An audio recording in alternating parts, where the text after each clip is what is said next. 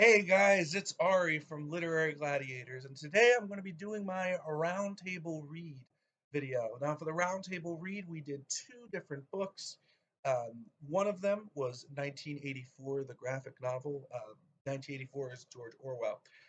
But in this video, I'm going to be going over the other uh, play that we did in the Roundtable Read, and that was Hamlet by William Shakespeare. Now, as you can see in the bottom of the screen when it kind of flickers around again, I'm specifically going to be reviewing Act 5, Scene 2, which is the tragic ending to the play of Hamlet. And it's probably the strongest, I think, of William Shakespeare's tragedies. So, there it is at the bottom there. Act 5, Scene 2. So, let's get started. What happens in Act 5 of and Scene 2 of Hamlet? Well, essentially, the first thing that happens, and this might also go back into to scene one a little bit, is that a letter is sent out by King Claudius saying, "Kill Hamlet. I don't trust him. Kill him." This is obviously because of everything that happened previously in the play, but instead of having that letter go out, Hamlet blocks it, intercepts it, puts a seal on it, and asks to kill Rosencrantz and Guildenstern, the messengers, instead.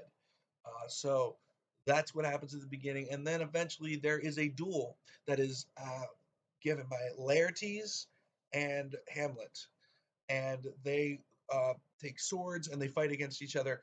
One of those swords has a poison tip, so if it strikes you, you're going to die for sure, even if it's just a small flesh wound. And then Claudius and Gertrude are there as well.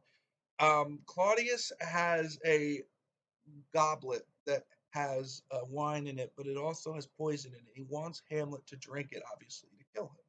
And Hamlet refuses to do that as well. And he starts the duel with Laertes. Now Hamlet and Laertes, they have a complicated relationship, which is kind of shown throughout the fight here.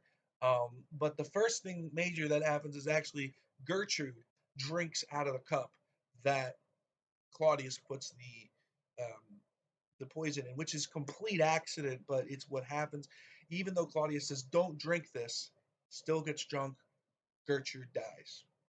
The duel goes on, and I believe Laertes strikes Hamlet first, so Hamlet gets poisoned.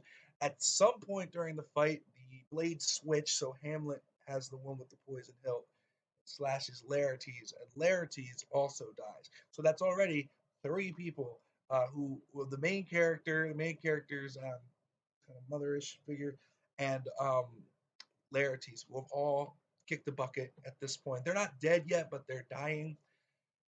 And Hamlet gets really, really angry. He goes practically insane, and he takes the cup and he forces it down Claudius's throat, essentially. And Claudius succumbs to the poison, and all four of them die. Now, the only character that doesn't die in this ending is Horatio, who is Hamlet's friend. And Hamlet essentially says to Horatio, his dying words are, "Make sure nobody forgets my story," which is such a powerful way to end. You have all this tragedy, and yet you're like, "Don't let anyone forget my story." I mean, how are you going to forget something like that? You have four deaths in the same room within a 10, 15-minute span of each other. You're not going to forget it. So there must be like an exterior meaning behind "don't forget the story." Like, I think it's more than that. And you could go on and on and on about different reasons why Hamlet says that, why Horatio kind of is the one that he says it to, and not someone who would eventually die.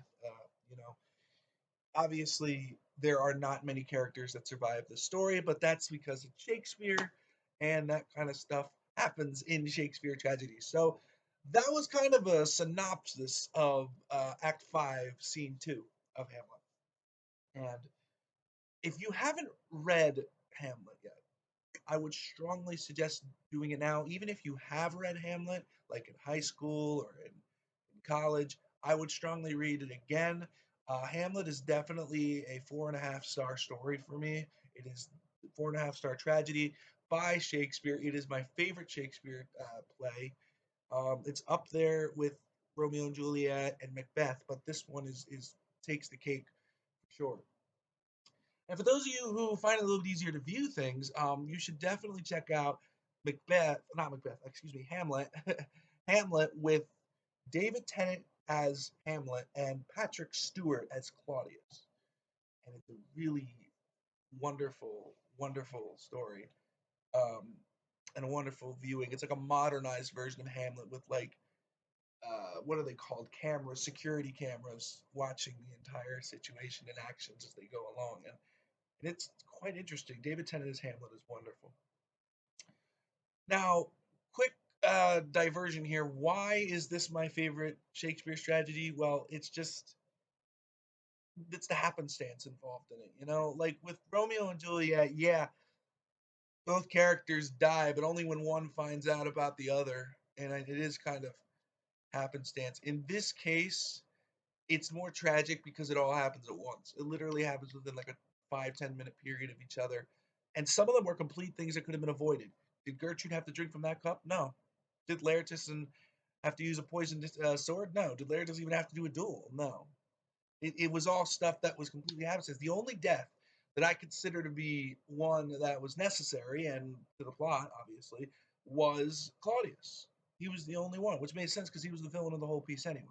So I think just it's very strong, this ending. But yeah, essentially that is Hamlet. A little bit of a overview of Act 5, Scene 2.